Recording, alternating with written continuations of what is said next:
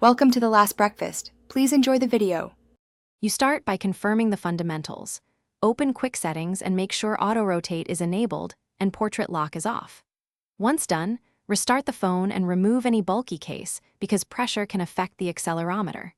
Make sure the system is up to date and you have at least 10% free storage so the OS can run diagnostics. These steps eliminate the simplest causes quickly and prepare the device for sensor checks and settings adjustments that follow. You now focus on the sensors and settings. Run the vendor's diagnostics or a well-rated rotation test app to view accelerometer and gyroscope readings. If values drift, calibrate by placing the phone flat, rotate it 90 degrees, then return it. Repeat 3 times to recalibrate offsets. Next, check accessibility and display settings for orientation locks or app-specific overrides that can block rotation.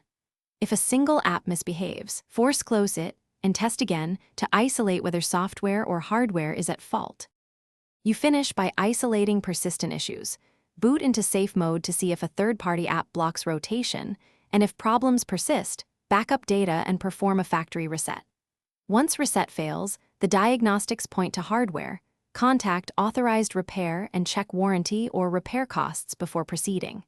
If rotation partially functions, make sure to use gyroscope-assisted apps as a temporary workaround while arranging service. Finally,